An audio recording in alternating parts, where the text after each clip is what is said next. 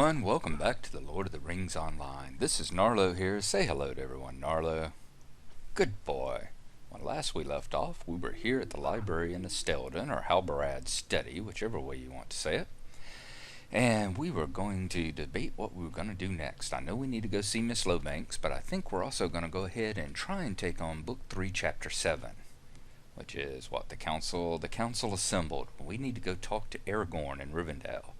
Now we've been there before because we got a hunter to give us a port over there back during last year, last September 22nd during Hobbit Day for Frodo and Bilbo's birthday. There's some special events that take place down there, so that's only a little over a month away. That should be fun. But we're going to go ahead and show you how to get there. We figure we'll go. We haven't been there officially as in across country, so we're going to have a road trip. But before we do that, we're going to stop off in Bree and visit the lovely Ms Lowbanks and find out exactly what kind of skills we may be picking up for 34 and possibly level 33. So we're going to take a stop there. Y'all know we've already been all that, so I'm going to grab a stable ride all the way down to West Bree, and we will see you when we get to Ms Lowbanks' house. I hate it when founding stones jump up right in the middle of your way. Usually that's the product of my brother using cheat keys in Grand Theft Auto to make me wreck, as he's like that, you know. How can I be of service? And coming down through the Iron Quarter, or the Stone Quarter, we've made it almost down to the Mud Gate. Right through there is the Beggar's Quarter. But right over here is where we want to go to Ms Lowbanks, of course. The lovely Lowbanks estate with the lovely Ms Lowbanks inside. So let's go on inside. See, I doubt she'll have a quest for us of any sort. I wouldn't expect that, but she should have some of her charming skills that she wants to teach us. Let us take a look and see. Train burglar skills. How do you do? I do just well now, thank you, and thank you for asking. Any passives? Nope. Active skills. Provoke. Cause an enemy to focus his aggression on the current opponent, whether that is yourself or an ally. Does more damage and causes more aggression if used from in stealth. Alright. I love the icon of someone holding his fingers in his ears and going blah. Cool, so we're going to pick that one up. Good lord, I'm at the point where my skills cost 100 and something silver now. 115 for this, and the one for 32 is 102, so there we go. And what was find footing? So we haven't found one, we haven't been back in a couple of levels. Find footing. When dazed, stunned, knocked down, or knocked out, you can quickly recover, gaining morale and a temporary improvement to your evasion. Using this skill will not break stealth. Not good. Removes dazes, stuns, conjunction stuns, and knockdowns. Restores 25% of your morale and gives you a 50% evade chance, and doesn't break stealth. So, excellent. Alright.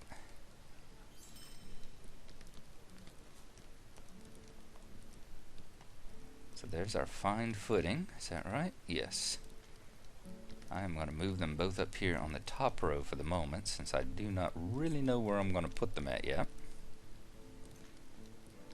This one will probably be somewhere close to my find weakness and that sort of thing. Probably end up right about in that area right there. Is this food? Yes, that used to be stuffed cabbages. I don't have any more, and that looks like pie. Hornblower's pie. Let's get rid of that one too. Clear those spaces out.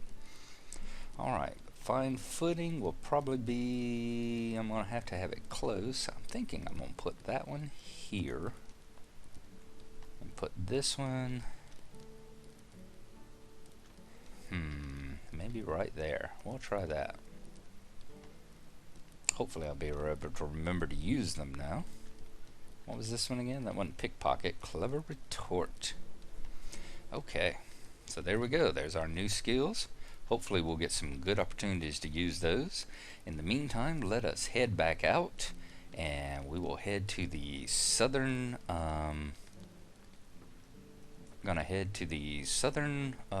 stable master. So we'll see you when we get there. And we are at the Southern Bree stables, and here we are going to get a swift travel to Ostgurath. That's probably where we will go. We've been actually to the last bridge, but that's the closest one to the last bridge. So let's go ahead and purchase a swift travel. And we will take the actual overground route from Ostgurath to Rivendell, because you've seen that entire trip. In fact, you've seen us all the way to the last bridge. So that will be a good place to start. And it looks, once we get back into the actual game here, if I'm not mistaking the sky, it looks like it must be 4 dawn.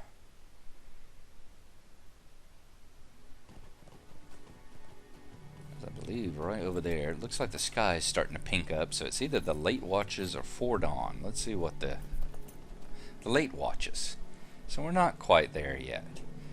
Alright, so what we are going to do is we are going to mount up, and then we are going to go overland. And pull up our map. We're here at Ostgurath. We're going to mount up. We're going to take the Great East Road all the way to the last bridge, and then we are going to cross the last bridge and go into the Troll Shaws proper, where we have not been before, continually following the East Road through the southern Troll Shaws, through the Bruinen Gorges, across the Ford of Bruinen, up through the high moors, and down into the valley of Imladris. This part here, from right about here, the Bruinen Gorges, all the way to here is going to be the rough part. This one in particular at this time of night, since normally there are some large like mountain bears and all that wander along this road, but at nighttime they become trolls. So that should be an interesting little challenge for us. So we are going to mount up here, and we will take off on it in just a moment. Alright, just a slight interruption there as I had to go and grab my cup of coffee. So we are going to mount up on our fireworks pony, because as I said before, what's the point in traveling if you can't travel in style? So off we go. That's easy enough for the first part. Just back up here to the East Road, the Great East Road. And then we turn east. I wish I could remember the name. If you look right there, you'll see Orion in the sky. There's his belt. There's his shoulders. His feet are down here. Or actually, I had that backwards. Here's his shoulders. There's his feet. He's laying on his left side. There's his belt. And the little dagger hanging off of his belt. So that's cool. I wish I could remember what the elves called him. They called him something, the hunter Methelgar or something like that. Do not remember. I'll have to look that up. Let's get my easily lost title back on, because even though I'm going to be following the road, it's still quite appropriate, do you not think? Especially after our adventure in the Nain Wathrin the other day. Okay, we're going to be passing the entrance to the swamp, the Circle of Blood and all on our left here. Right down there, the Circle of Blood, and then the pass into Aragorn properly. Right up there is Dol Vague, where the two scouts from Ostgurath, the two, well, I think they were actually more dressed in like the outfits of maybe some of the watchmen from Bree, actually, but that's where they hang out. We will be coming on down through the little valley here. Still getting a bunch of light greens, but that would change. Oh, and we had a firework go off. There's the last bridge popping into sight. So as we come down into the river valley. Is this the River Horwell? Was that the name of it? I'm trying to remember. I think it is. I think this is the Horwell. And we've had that discussion before, have we not? Whenever I had to come down here where I was working for those two agents on top of that hill, the two guards up there, and they had me come down here and collect boar meat and boar stomachs and collect fresh, clean water out of the river right over yonder. So on we are going to travel. Okay. I am going to turn on my wood tracking just to get an idea of what resources are going to be like as we go along. I'm not going to be stopping to pick up any. There we go. New deed, the road to Rivendell, the last bridge. Let's take a look at that deed. 4 places we need to find: the last bridge, we need to find Barracan's camp, the ford of Bruinen, and the gates of Imladris. And get 1 fidelity for that. I think we'll get everything except for Barracan's camp. We might go by there, because it's a decent place to know about, if it's the one that I'm thinking of. Alright. Hello, Miss Owlflank. Owlflank. No, she's not a goose.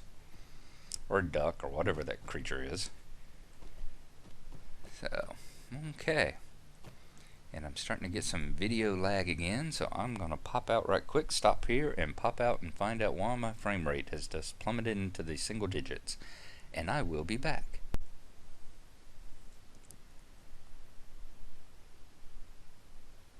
Alright, we seem to be back to more normal mode. Don't know why I get those sudden drops like that. As you see, we just passed some dwarf iron over on the right. That's going to be the major ore-wise here. You're going to have dwarf iron and whatever is it gold or platinum? Whatever the equivalent of that is in the precious metals. As you see, we've gone from the greens. We're already into the white level creatures. Basically some digger prototype analogs and that sort of thing. Lebethron branches. There we go. Looks like Lebethron branches, which we got to be an artisan forester for. So, and you'll see those. I'm going to be watching those little things pop up. And there you see dwarf iron again. I want to watch those pop up and keep a track on them as I go through on the video here, because I'd like to see where the branches may be located. I've never done branches up in this area. I've done the iron on my main on Glennoran. There we go. Barracan keeps to the south atop a shadowed hill. So his camp is actually right up there. You can actually see it a lot better where its location is at nighttime, because you can see the campfire light shining on the rocks. So why don't we go ahead and see if we can make it up there. That'll give us part 2 of the road to Rivendell. And the other 2 we will naturally come across just following the road. We will pass them. They take the turn there. Another turn to the left. And lo and behold, here's Barracan's camp.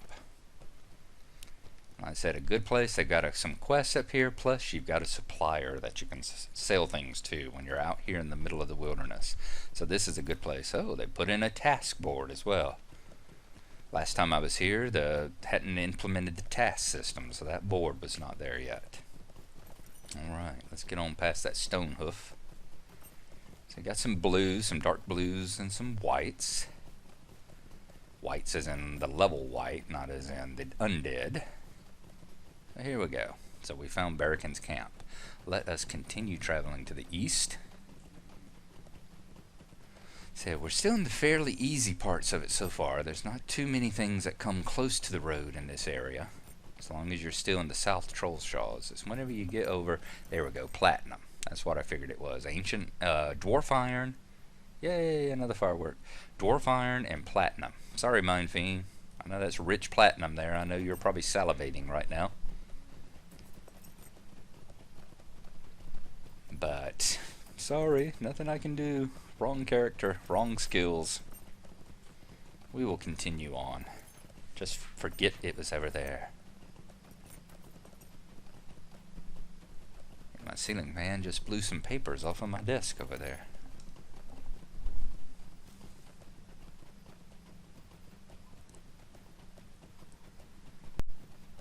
One of the next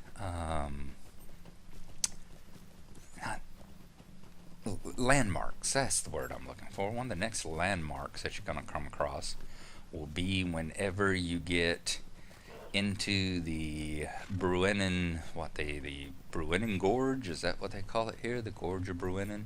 Should be right past, we should be changing areas really, right as we get past this hill and this little valley there. As you see, the deer are even white and yellow levels, so we just hit some higher level areas. We should be coming to the end of the South Troll Shaws. See, there's a mountain bear right there. He's orange. Stone crawler, which is kind of a barrow crawler, a worm, one of those worm crawly creatures. He's yellow. And we may see a troll, because we're getting into the area where the trolls spawn now. During the daytime, yep, right there. Yep, mountain bear protector. So we've still got mountain bears. Normally at nighttime, these are trolls.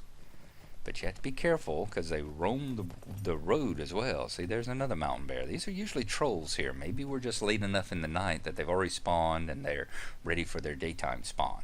But right here, if you cut up through the road right there, you see the road on the map, it leads up into that fortress you see right up there above us. And Elrond's sons are up there. That's their camp. Elohan and Elrohir are both camped right up there, and that's the next major source of quests and all in this part of the Troll Shaws. There's a couple of quest hubs up there. There's suppliers, a stable master, of course. Whoop, there we go. There's a troll ahead of us. Let me cut on the map here right quick, just to show you where we are. Right here is where we cut to the south and went to Barracan's camp. Right here is where you cut to the north, right underneath the I and N there, and go up there to, what's the name of it? Thorinhad. Alright. So you saw a troll on the road here. Let's see if we can avoid him. What level is he?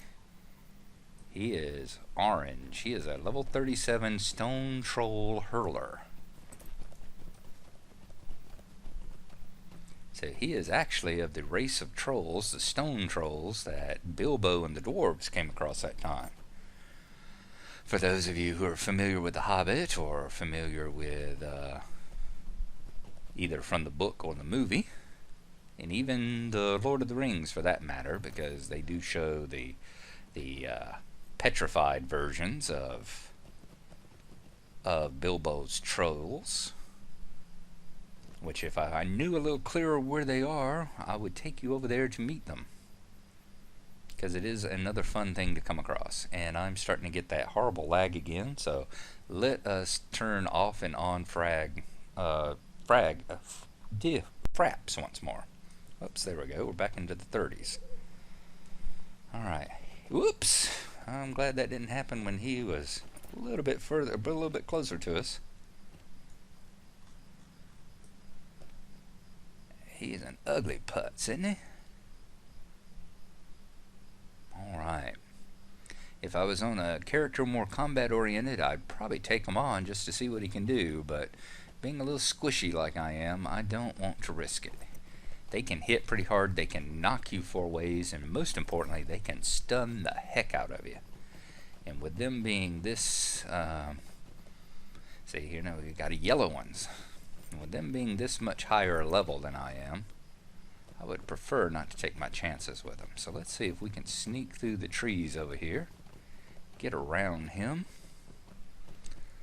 So like I said, that's your primary danger whenever you're of, I said, this level and below. When you're in your high 20s and low 30s, that's the most dangerous thing you're going to see here on the road are the trolls. But during the daytime, they turn into bears once again. Alright, so we're going to continue on down the road. I don't think there's any further one down here as we approach the Bruinen. There are a couple more areas of interest. Up here on the left, we should be getting one. Yes, we are.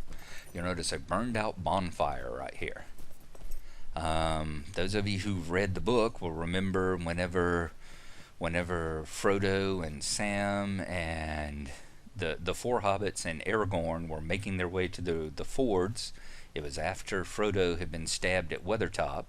They ran into Glorfindel, the elf, and while Glorfindel put Frodo on his horse and told the horse to run for the fords as quickly as he could, Aragorn And Glorfindel made a fire, got branches, and as the Black Riders went charging past them and went down there to attack Frodo, they came up behind the Black Riders holding the flaming brands in their hands, and so whenever the river rose up and washed them away and washed them on downstream, the Black Riders downstream, they stood on this side with the torches in their hands, the flaming brands, and drove the couple that were still on the bank into the water so that they got washed down the river as well.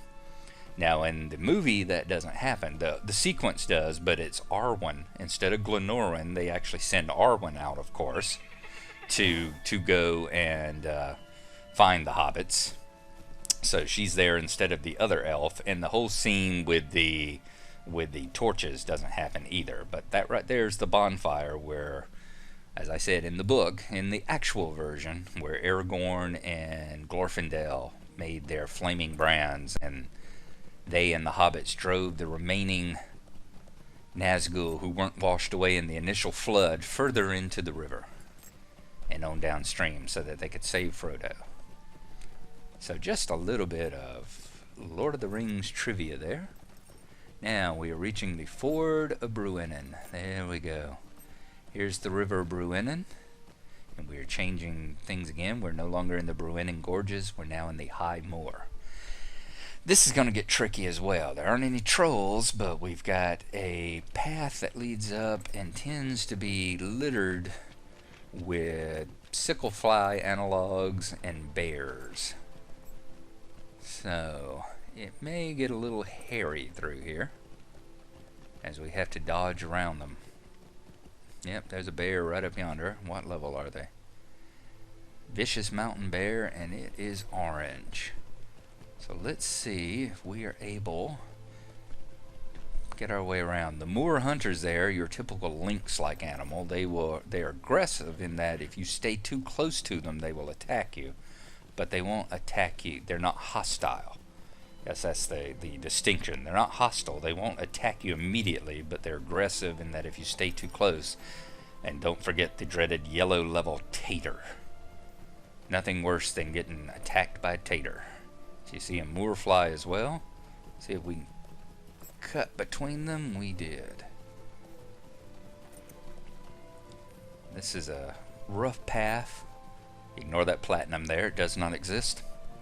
This is a rough path, and that we have to keep linking back and forth as we go up it. See, he was growling at us just saying if we had stopped or slowed down, you might have thought that we might have made a good target. I'm going to continue on to the top of this path, trying to avoid any bears, and then we'll make a left right up here.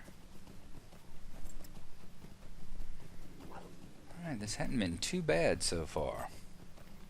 I know that's a bad thing to say. It seems like I'm dooming myself. I wish I could stop and get those Lebethron branches, but we are going to ignore them for the moment.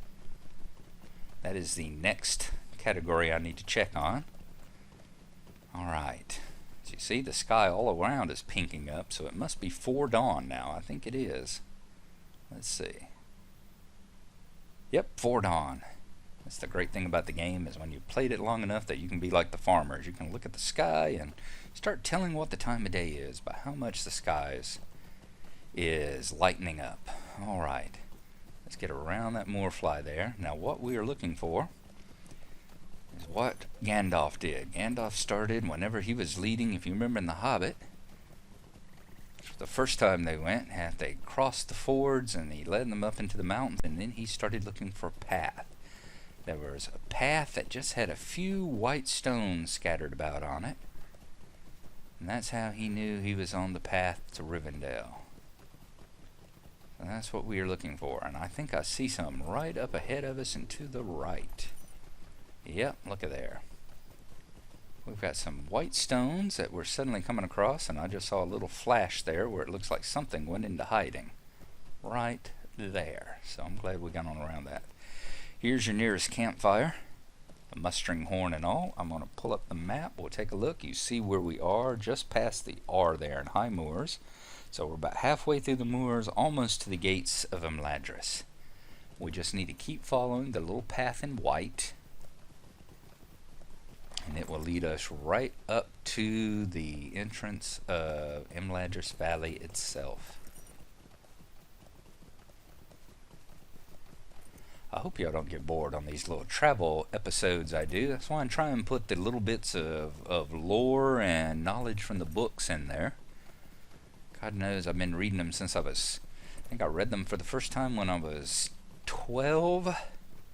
So we're looking at 12 or 13. I actually got copies of them when I was 13. I think I read about half of the first book, sitting in stores. They were on the rack. That was about that time was when the Hobbit had just come out on TV when I was 12, the Rankin Bass Hobbit, and the Lord of the Rings, the Ralph Bakshi version of Lord of the Rings had come out whenever I turned 13 in like 1977, 1978, around that. So it was kind of like now. It was kind of like now with The Hobbit and The Lord of the Rings. Remember, you can go to, any grocery store or anything else and see copies of the books on the shelves.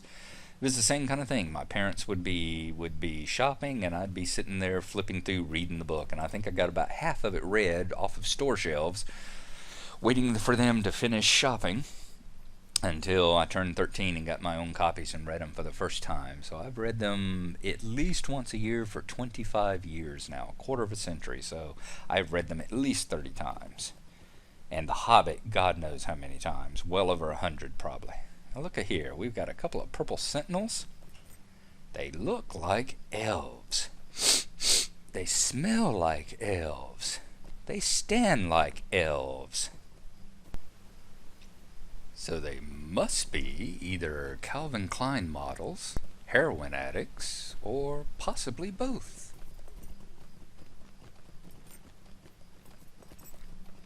Makes me think something very elfy is coming up.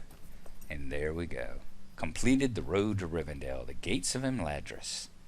So we have completed that quest. We've got the deed completed. And our 5 turbine points. We got our trait of fidelity. Let's see what it says. The lone winding road through the Trollshaws leads to the last bastion of civilization for a great many leagues. Travelers must take great care while exploring this road, however, for it is not well guarded from the dangers of the wild. And as you see, it is not very well guarded, especially the last half of it. The last bridge. Beyond this bridge, the domain of men ends. While the lone lands have long been left desolate and rarely traveled, the lands beyond are altogether wild and untamed. Only the well-seasoned wanderer or skilled adventurer will brave the Trollshaws alone, or in my case, the stupid and foolhardy. At the behest of the sons of Elrond, Barakin the Elf established a small camp in the southern Trollshaws from which to watch for threats on the road to Rivendell. The elves Alflank and Roquin, bound to him by friendship rather than command. Both of them happen to be female. I bet they have some interesting parties on the weekends. Assist Barakin with his duties and work to keep the road free from danger. This is the only crossing of the river Bruinen until it joins with the mighty Grey Flood far to the south and west. The waters seem calm and placid here, but the signs along either bank suggest that the river overflows its course with great violence from time to time. And I wonder why that would be and when the last time that had happened. And finally, the southern passage into Rivendell is called the Gates of Imladris, and establishes a clear bastion of civilization and safety in an otherwise wild land. Nevertheless, the elves of Rivendell guard this approach carefully, and it is not entirely safe for travelers to approach unannounced. Those who pass this way with ill intent in their hearts are rarely seen or heard from again. So there we go. And the beautiful music starts up. We're getting here just about the time the sun is about to rise too. Isn't that great? Oh, perfect unexpected timing on my part. Arriving at dawn into Imladris, Rivendell. As you see, a bit easier to find than it was in the movie The Hobbit. Probably a little bit more accurate to the way that the books are. There, you see that hope that suddenly came flooding into us as we crossed into the Rivendell Valley. Hope of 5. Even higher than the Shire. I think the Shire only gives you 4, if I remember correctly.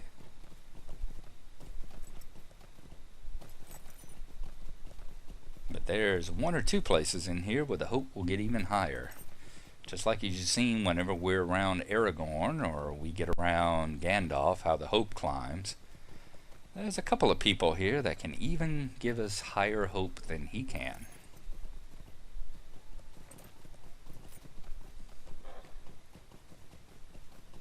Alright, there we go, making the turn. Y'all will recognize this turn here from the introduction videos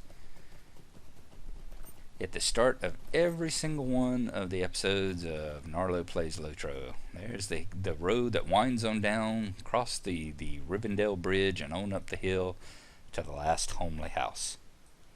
Bastion of Elrond. Wonderful sight and scene of fine food, fine folk, fine dancing, and fine stories, fine music. Unfortunately, we are turning left and going to the guest houses, because this is where we're going to find Aragorn.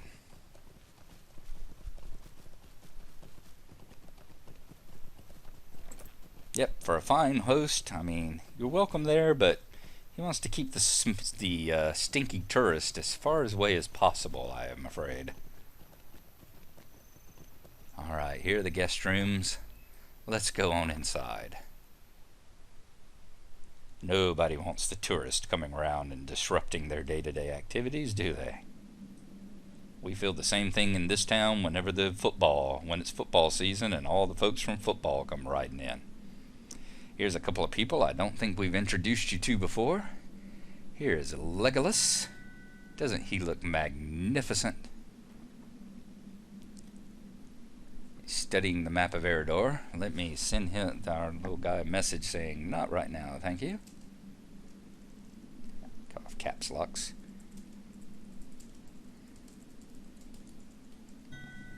There we go.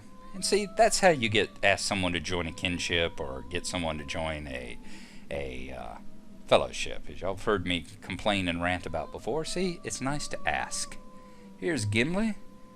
Gimli the dwarf, he is sitting here taking a look at all the supplies, making sure they're in order. Oh, that's very nice. Thank you. You as well. There you go. Outside, the world is getting dark, but Rivendell remains a beacon against the shadow.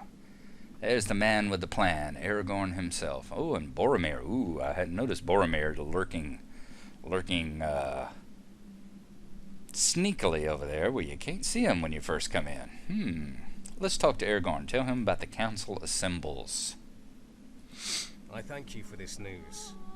Oh, that I could be there to aid in those matters, but it would seem my fate lies to the south and not the north. I will compose a message for Halbarad and ask Master Elrond if one of his elves could carry it to Esteldin. You have done enough, and you have my thanks. For now, take what ease you can here in Rivendell. Nice. Let's see which one of these we're going to take. A snakeskin locket. That is nice. 9 vitality and 396 resistance. Thinker's shoes. Less armor, more might, more power. I like the agility and vitality a little better. Daredale. 157 armor. Vitality and agility. Okay, that may well be what I go with. Or Rivendell, which we can't wear. So it looks like Aragorn the shoe salesman today. It's going to be between Daredale and the snakeskin locket. I like, it's only an extra point. I like the fate there. So I'm going to hold off. I'm going to keep my redstone and we're going to go with Daredale. Welcome to Rivendell. Okay, looks like we have finished Book 3. Oh, that was a short one. Book 3, Chapter 7, The Council Assembled. So it's only 7 chapters. I'll have to take a look at like a casual stroll or the LOTRO wiki and be sure of that.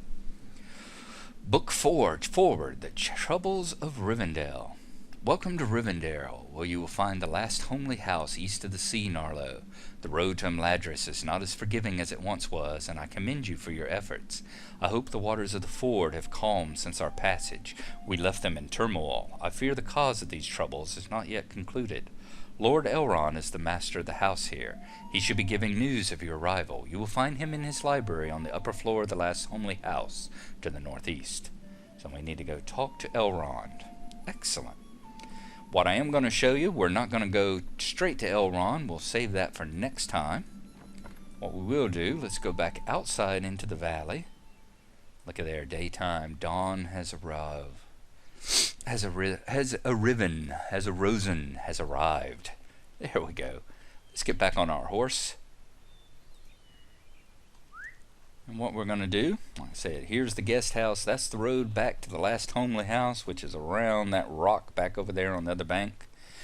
Once you've gotten here, though, and you know, go back up there and to the right, and that goes back up to the gates, up to the mountain. Once you've gotten here, the next thing you want to know is how to get to the stables, which is continue along the dirt path. And it will come on around this bend. We will cross by an rather elven bridge. You'd think they would have replaced it with something, but no, apparently they like hearing the wood creak and groan under your feet as you go by. Continue on by. There's the Rivendell skirmish camp right there, just in case you are in any need of any skirmish-related matters. Training or the sort, or want to trade in some marks or seals or medallions or anything else that you get in skirmishes these days. We hit a paved road again, turn left, you'll see the arches straight ahead, and right through those arches is the stables of Rivendell. Elrond stables. As you see, I've already grabbed the stable master because I grabbed him whenever we were here last time. Doing the Hobbit birthday quest. So I could have just gotten a ride here, but like before, I want to make sure I always show you how to get here before. So there we go. At this point, we are going to call that an episode. Next time, we will go talk to Elrond and continue on in Book 4. I'm also going to take a look on the wiki and make sure that Book 4 is the correct book and that we haven't somehow or other skipped a chapter. I don't think we have, because it shouldn't have given us the next chapter. But we will see to be sure. So there you go. I hope you all have had a good one. Thank you for watching. I will definitely be getting one up later today or tonight. It is early in the morning for me right now. It's 4:30 here on the east coast of the U.S. So, said it will be later on today, no sooner than 12 hours from now. Got a lot of things we got to get done today. But there you go. Thanks for watching. I truly appreciate it, and we will see you next time. Bye-bye.